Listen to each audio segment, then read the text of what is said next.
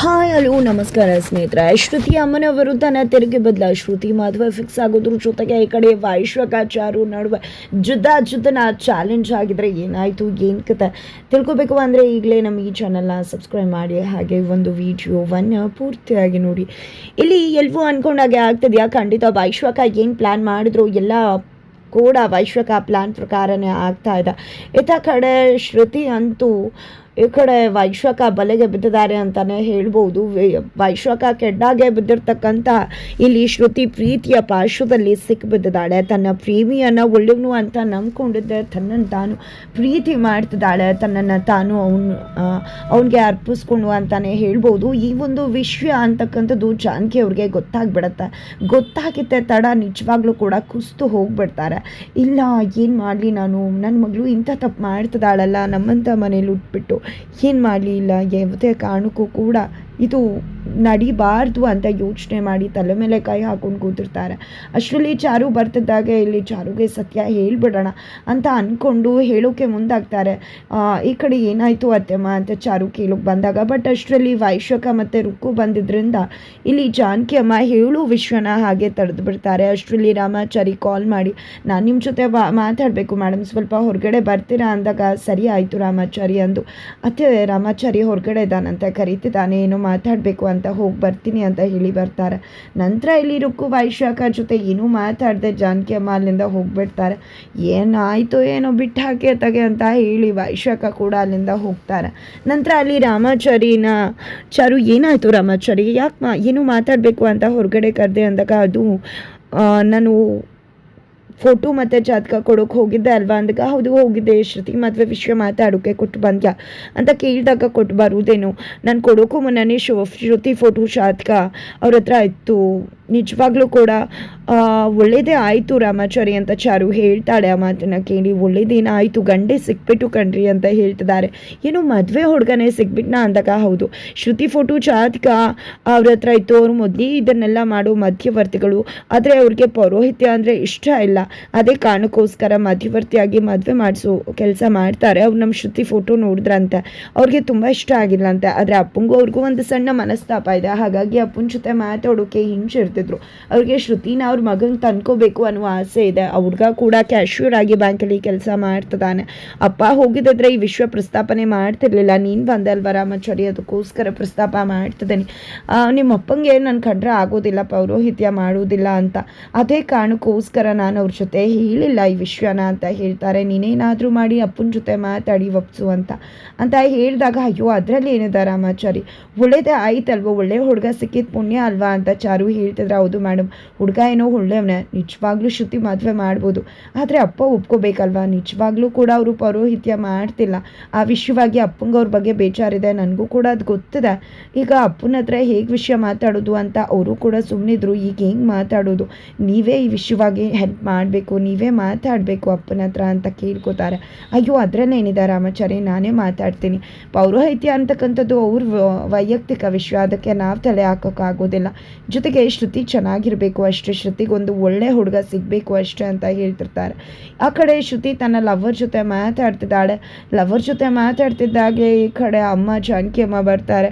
ಡೋರ್ನ close ಮಾಡಿರ್ತಾಳೆ ಶ್ರುತಿ ಅಮ್ಮ. ಬಂದ ತಕ್ಷಣ ಡೋರನ್ನ ಓಪನ್ ಮಾಡಿದ್ದೆ, ಯಾರ ಜೊತೆ ಮಾತಾಡ್ತಿದ್ಯಾ ಅಂದಿದ್ದಕ್ಕೆ, ಯಾರಿಲ್ಲ ಅಮ್ಮ ಫ್ರೆಂಡ್ ಜೊತೆ ಅಂದಾಗ, ಏನು ನಾಟಕ ಮಾಡ್ತಿದ್ಯಾ ನನ್ನ ಜೊತೆ ಅಂತ ಫೋನನ್ನು ಕಿತ್ತೆಸ್ತು ಕೆನ್ನೆಗರ ಪಾರಪ್ಪ ಅಂತ ಬಾರಿಸ್ತಿದ್ದಾರೆ.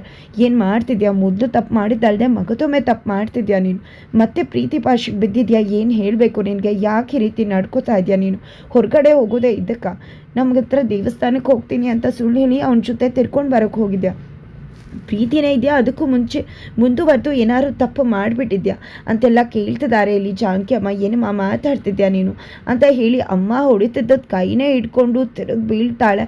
ನಾನು ಏನೂ ಅಂಥ ಕೆಲಸ ಮಾಡಿಲ್ಲ, ನಾನು ಕೂಡ ಸಂಸ್ಕಾರವಂತರ ಮನೇಲೇ ಹುಟ್ಟಿದ್ದೀನಿ, ಹೇಗಿರಬೇಕು ಏನು ಅಂತ ಕೂಡ ಗೊತ್ತಿದೆ, ಜಸ್ಟ್ ಪ್ರೀತಿ ಮಾಡ್ತಿದ್ದೀನಿ ಅಷ್ಟೇ ಅಂತ ಹೇಳ್ತಾಳೆ. ಏನು ಪ್ರೀತಿ ಮಾಡ್ತಿದ್ಯಾ ಅಂತ ಹೇಳಿ ಇಲ್ಲಿ ಶಾಕ್ ಆಗ್ತಾರೆ ಜಾನಕಿ ಅಮ್ಮ. ನಮ್ಮ ಮಾನ ಮರ್ಯಾದೆ ಎಲ್ಲನೂ ಕೂಡ ಹರಾಜಾಗ್ಬಿಟ್ಯಾ, ಮರ್ಯಾದೆನೇ ಬದುಕು ಅಂತ ಬದುಕ್ತಿರೋರು ನಾವು, ಅಂಥದ್ರಲ್ಲಿ ನಮ್ಮ ಮರ್ಯಾದೆಗೆ ಕೊಳ್ಳಿ ಇಡೋ ಕೆಲಸ ಮಾಡಿಬಿಟ್ಟಿಯಲ್ಲೇ ಪಾಪಿ ಅಂತ ಹೇಳಿ ಹೊಡಿತಿದ್ದಾರೆ. ಜೊತೆಗೆ ಇಲ್ಲಿ ಅದನ್ನೆಲ್ಲವನ್ನ ಕೂಡ ನೋಡಿ ಶಾಕ್ ಆಗಿಬಿಡ್ತಾಳೆ ರುಕು. ಬಿಕಾಸ್ ಇದು ಎಲ್ಲವನ್ನ ಕೂಡ ಅವಳು ಕೇಳಿಸ್ಕೊಂಡ್ಬಿಡ್ತಾಳೆ. ನಂತರ ನೀನು ಈ ಫೋನಿಂದಾನೆ ಅಲ್ವಾ, ಇನ್ನು ಯಾವತ್ತೂ ಕೂಡ ನೀನು ಹೊರಗಡೆ ಹೋಗಾಗಿಲ್ಲ, ಮನೇಲೇ ಬಿದ್ದರು, ಜೊತೆಗೆ ಈ ಫೋನಿಂದಾನೆ ಅಲ್ವಾ ಇಷ್ಟೆಲ್ಲ ಆಗ್ತಿರೋದು, ಈ ಫೋನ್ ಕೂಡ ನಿನಗೆ ಕೊಡೋದಿಲ್ಲ ಇನ್ನು ಅಂತ ಹೇಳಿ ಫೋನ್ ತೊಗೊಂಡ್ಬಿಡ್ತಾರೆ.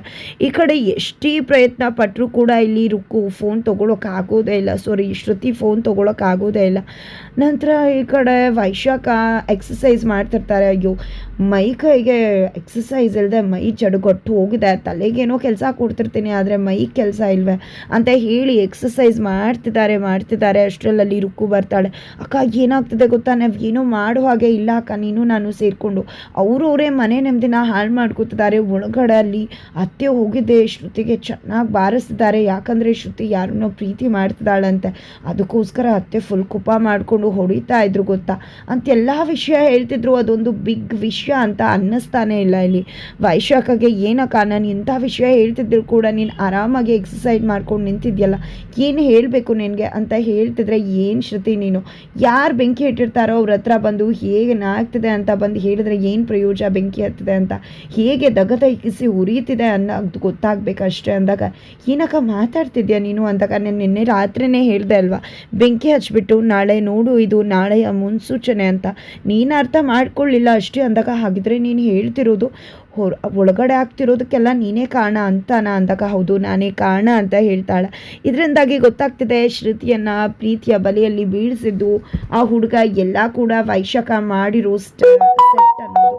ನಂತರ ಏನಕ್ಕ ನೀನು ಗೋಲ್ಡ್ ಬ್ಲಡೆಡ್ ಅಕ್ಕ, ನಿಜ ನಗ್ನಾಗ್ತಾನೆ ಕೂದ್ಬಿಡ್ತೀಯಲ್ಲೇ, ಸೂಪರು ನೀನು ಅಂತ ಹೇಳ್ತಿದ್ರೆ, ಬಾ ಒಳಗಡೆ ಹೋಗೋಣ, ಏನೇನಾದರೂ ತುಪ್ಪ ಗಿಪ್ಪ ಸುರಿಯೋಕೆ ಜಾಗ ಇದೆಯಾ ಅಂತ ಹೇಳಿ ಹೋಗ್ತಿದ್ದಾರೆ. ಅಷ್ಟರಲ್ಲಿ ಅಲ್ಲಿ ಜಾನಕಿ ಅಮ್ಮ ಇರ್ತಾರೆ, ರಾಮಾಚಾರಿ ಮತ್ತು ಶ್ರುತಿ ಇಲ್ಲಿ ಚಾರು ಬರ್ತಾಳೆ. ಈ ಕಡೆ ಏನತ್ತೆ ಯಾಕೆ ಈ ರೀತಿ ತಲೆ ಮೇಲೆ ಕೈ ಹಾಕ್ಕೊಂಡು ಕುತ್ಕೊಂಡಿದ್ರ, ಯಾಕೆ ಏನಾಯಿತು ಏನೋ ಕೂಡ ಯೋಚನೆ ಮಾಡಿಬಿಡಿ ಅತ್ತೆ, ರಾಮಾಚಾರಿ ಒಂದು ಒಳ್ಳೆ ಹುಡುಗನ ಸಂಬಂಧ ತೊಗೊಂಡು ಬಂದಿದ್ದಾನೆ, ಆದರೆ ಮಾವ ಒಪ್ಕೋಬೇಕಷ್ಟೇ, ಯಾಕಂದರೆ ಮಾವಂಗೆ ಅವ್ರ ಬಗ್ಗೆ ಬೇಸರ ಇದೆ ಅಂತ ಹೇಳಿದಾಗ, ಅದರಲ್ಲಿ ಏನಿದೆ ಅಂಥವ್ರ ಸಂಬಂಧಕ್ಕಿಂತ ಸಂಬಂಧ ಬೇಕಾ ನಿಮ್ಮ ಮಾವನ ಹತ್ರ ನಾವು ಮಾತಾಡ್ತೇನೆ ನಾನು, ನೀನು ಮೊದಲು ರಾಮಾಚಾರಿ ಮುಂದುವರಿ, ಮೊದಲು ಶ್ರುತಿ ಮದುವೆ ಮಾಡಿಬಿಡ್ಬೇಕು ವಯಸ್ಸಿಗೆ ಬಂದಿರೋ ಮಗಳನ್ನ ಅಂತ ಹೇಳ್ತಾರೆ. ಈ ಕಡೆ ವೈಶಾಖ ನೀನೇ ನಂಬ್ತೀಯಮ್ಮ ಅಂದಾಗ, ಹೌದು ಅತ್ತೆ ಖಂಡಿತ ನೀವು ಹೇಳೋದು ಕೂಡ ಸರಿನೇ ಅಂತ ಅವಳು ಕೂಡ ಹೇಳ್ತಾರೆ, ವೈಶಾಖ ಕೂಡ. ನಂತರ ವೈಶಾಖ ಅಲ್ಲಿ ಕೂತ್ಕೊಂಡಿರ್ಬೇಕಿದ್ರೆ ಚಾರು ಹೋಗ್ತಾಳೆ. ಚಾರು ಹೋಗಿದ್ದೆ ಇಲ್ಲಿ ನೋಡು ಶ್ರುತಿ ಮದುವೆ ಆಗ್ತದೆ, ಅಲ್ಲಿವರೆಗೂ ನೀನು ನಾನು ಇಬ್ಬರು ಕೂಡ ಯಾವುದೇ ರೀತಿ ಗಲಾಟೆ ಮಾಡ್ಕೊಳ್ಳೋದು ಬೇಡ, ನಮ್ಮಿಂದಾಗಿ ಮನೆ ನೆಮ್ಮದಿ ಹಾಳಾಗೋದು ಬೇಡ ಅಂತ ಹೇಳ್ತಿದ್ರೆ, ಆನಂತರ ನಿನ್ನ ಯುದ್ಧ ಶುರು ಅಂತ ಹೇಳಿ ಕದನ ವಿರಾಮ ಘೋಷಿಸೋಕೆ ಬಂದಿದ್ಯಾ, ಹಾಗಿದ್ರೆ ಕದನ ವಿರಾಮ ಘೋಷಿಸೋರು ವೈಟ್ ಫ್ಲಾಗ್ ಅಥವಾ ವೈಟ್ ಸೀರೆ ಉಟ್ಕೊಂಡು ಬರಬೇಕಲ್ವ, ವೈಟ್ ಸೀರೆ ಉಡೋದು ಯಾವಾಗ ಅಂತ ಗೊತ್ತಲ್ವ, ಆಗ ಉಟ್ಕೊಂಡು ಬಾ, ಆಗ ನೋಡೋಣ ಅಂತ ವೈಶಾಖ ಹೇಳಿದ ತಕ್ಷಣ ಏನು ಮಾತಾಡ್ತಿದ್ಯಾ ನೀನು ಅಂತ ಹೇಳಿ ಚಾರು ರೆಬಲ್ ಆಗ್ತಾಳೆ. ಒಂದು ವಿಷಯ ಗೊತ್ತಿದ್ಯಾ, ಎಷ್ಟು ಅಂತ ಸಹಿಸ್ಕೊಳ್ಳೋಕ್ಕಾಗತ್ತೆ, ಮರನೇ ಮನೆಗೆ ತಾಗ್ತಿದೆ ತೊಂದರೆ ಆಗ್ತಿದೆ ಅಂತ ಗೊತ್ತಾದರೂ ಚಿನ್ನದ ಮರನೇ ಆಗಿದ್ರು ಅದನ್ನು ಕಡ್ದಾಕ್ತಾರೆ, ಅಂಥದ್ರಲ್ಲಿ ವಿಶ್ವದ ಮರ ಮನೆ ಮೇಲೆ ಬೆಳೀತದೆ ಅಂತ ಗೊತ್ತಾದರೆ ಸುಮ್ಮನೆ ಇರೋಕ್ಕಾಗತ್ತಾ, ಕೆಲವೊಮ್ಮೆ ಕಟ್ ಮಾಡಲೇಬೇಕಾಗತ್ತೆ, ಖಂಡಿತವಾಗ್ಲೂ ಕೂಡ ನಿನ್ನ ಆಟ ನಡೆಯೋದಿಲ್ಲ, ಆಟ ಜಾಸ್ತಿ ಆಯಿತು ಅಂದರೆ ನಿನ್ನ ಬಾಲನೂ ಕೂಡ ಕಟ್ ಮಾಡಬೇಕಾಗತ್ತೆ ಅಂತ ಹೇಳಿ ಚಾರು ರೆಬಲ್ ಆಗ್ತಾರೆ. ನಂತರ ಮಾವ ಬರ್ತಿದ್ದಾಗೆ ಇಲ್ಲಿ ಚಾರು ಮದುವೆ ವಿಶ್ವನ ಮಾತಾಡೋಕ್ಕೆ ಮುಂದಾಗ್ತಿದ್ದಾರೆ. ಚಾರಿ ಕೂಡ ಅಲ್ಲಿ ನಡೆದಿರುವುದನ್ನು ಹೇಳಿದಾಗ ಇಲ್ಲಿ ಅವರ ಮಗ ಅಂತ ಗೊತ್ತಾದ ತಕ್ಷಣ ಒಂದೇ ಕ್ಷಣ ರಾಯಣಾಚಾರ್ಯಗಳು ಶಾಕ್ ಆಗ್ತಾರೆ.